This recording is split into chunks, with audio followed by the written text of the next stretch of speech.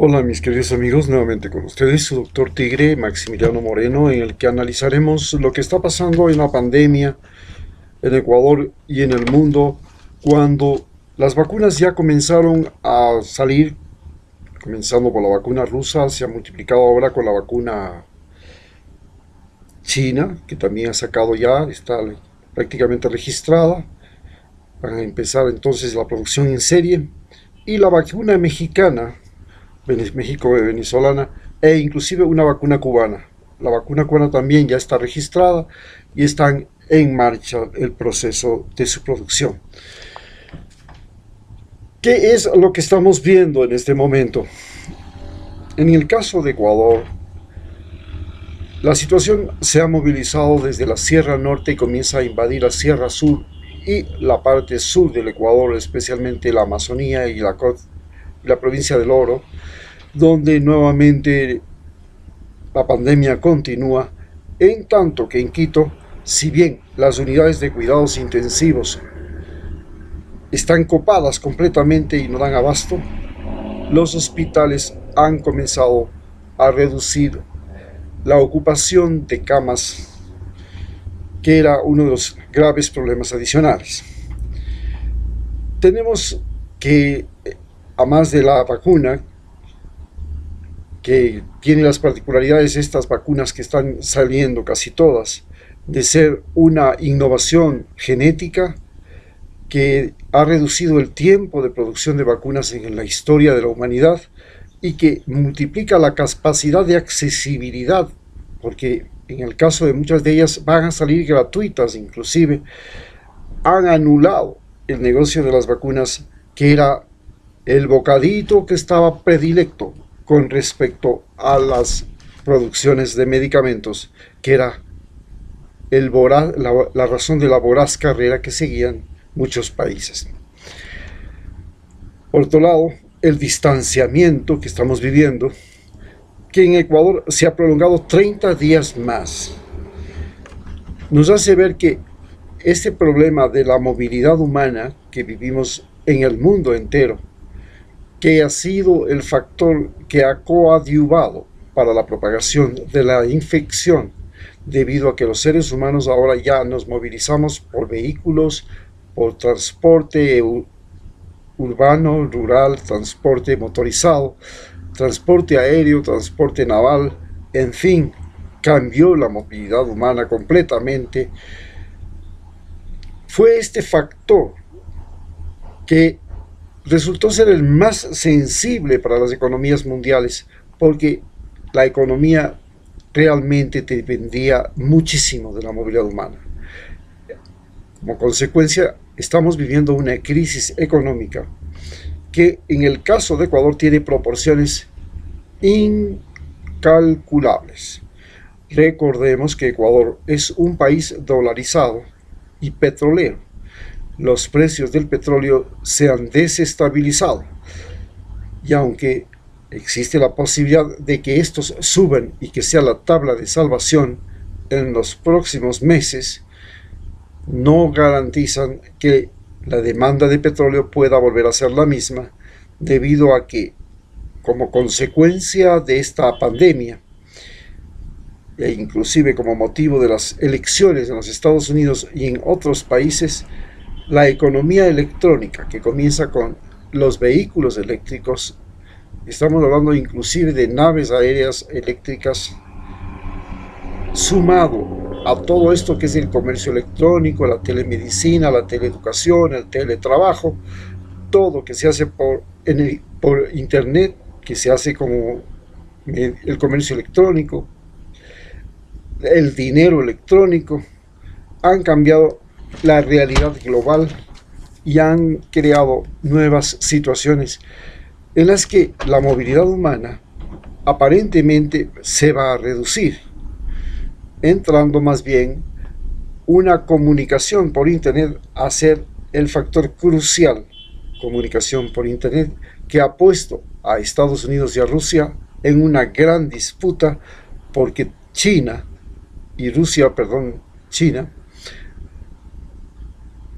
tiene la patente de la G5, y ahora Estados Unidos tiene que inventar otra G5 que va a llevar años, y comienza entonces una competencia por un Internet 100 veces más veloz, que es el que está proponiendo China al mundo.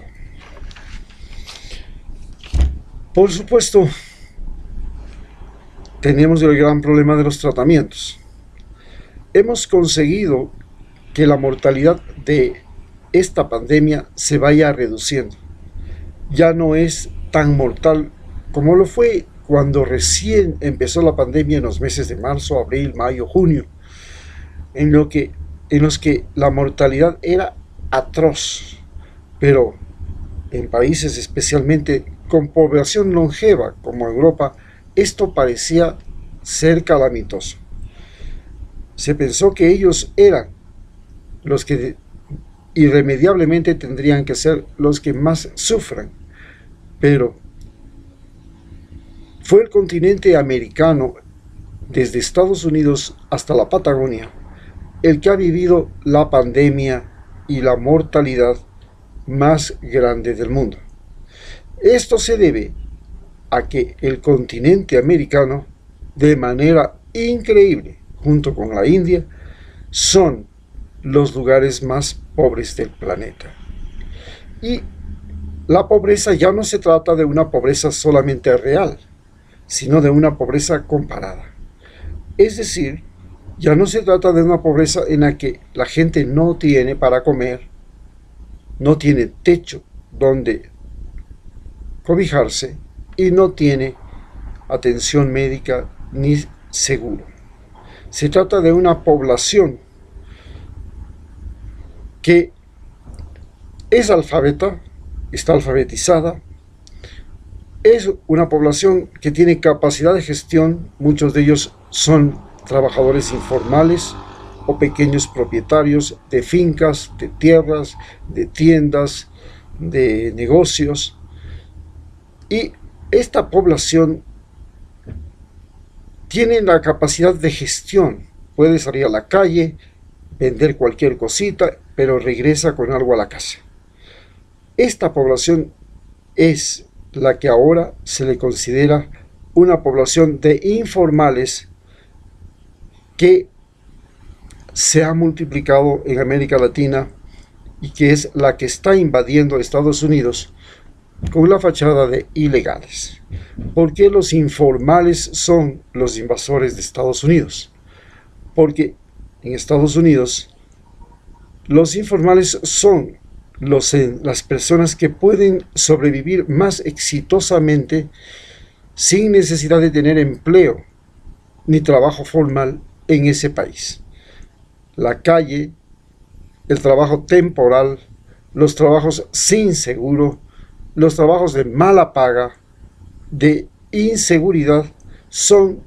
los trabajos sucios, como se dice, son los que los realizan este tipo de personas que desde su nacimiento hasta cuando llegan a Estados Unidos han aprendido a sobrevivir de esa manera.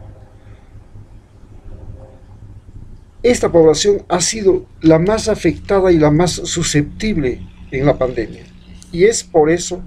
que la mortalidad en América Latina ha sido tan alta, al igual que en Estados Unidos. Porque esta población resultó ser la más vulnerable, la más susceptible, la más fácil de matar por parte del coronavirus COVID-19. Los tratamientos han ido desde, como a todos nos consta, los anticoagulantes, porque se descubrió que era una coagulación vascular diseminada la que mataba, los corticoides como la hidrocortisona, como la cortisona, que sirven para prevenir la reacción exagerada del cuerpo, una reacción tipo alérgica, que es la que mata, produciendo un shock similar al shock anafiláctico que producen cuando, por ejemplo, una persona es sensible a las abejas y le pica la abeja. Pero además también se descubrió que la administración de oxígeno en las unidades de cuidados intensivos ya no tenía que ser la misma dosis y en el mismo volumen que se administra cuando el paciente está en sala de cirugía, sino que había que reducir la administración de oxígeno y hacerla en menor concentración para evitar quemar prácticamente los pulmones. Y finalmente se ha descubierto que existen las posibilidades de utilizar algunos medicamentos que no son ni legal ni oficialmente aceptados. En muchos países se han utilizado exitosamente plantas medicinales que van desde el tabaco, porque se descubrió en Francia que la mayor cantidad de enfermos eran los que no fumaban, los no fumadores, y ya desde la primera gripe española, el tabaco fue el medicamento, la planta natural utilizada por los aborígenes desde Canadá hasta la Patagonia para combatir aquella pandemia. Otra planta medicinal que comienza a ser utilizada exitosamente es la coca, las hojas de coca, que, como todos sabemos, se utiliza para tratar el denominado mal de altura, que es una reacción de asfixia que tienen las personas cuando suben a alturas como la de Quito, la de La Paz, la de El Alto, es decir, estamos hablando de 2.800 metros de altura, y el aire se encuentra lo que se llama enrarecido. La coca ayuda a que los glóbulos blancos se despierten, capten mayor cantidad de oxígeno, reduce la demanda de oxígeno especialmente de los músculos, evita los calambres y mejora el riego sanguíneo, especialmente cardíaco y cerebral. Por supuesto, esta droga, esta planta, es considerada ilegal por parte de los Estados Unidos, que inclusive en estos momentos está haciendo un nuevo acuerdo para un nuevo Plan Colombia con el gobierno colombiano, en el cual por supuesto nos están metiendo a los ecuatorianos, sin que sea de nuestra voluntad hacerlo, mediante el llamado Colombia Crece, un nuevo Plan Colombia. Y finalmente tenemos plantas antiespasmódicas que sirven para resolver el gran problema de las contracciones bruscas de las arterias y los órganos huecos, que también figura entre la sintomatología que afecta a los pacientes y que se puede resolver con antiespasmódicos que pueden ser químicos como la buscapina o plantas medicinales como la guabiduca. Muchas gracias.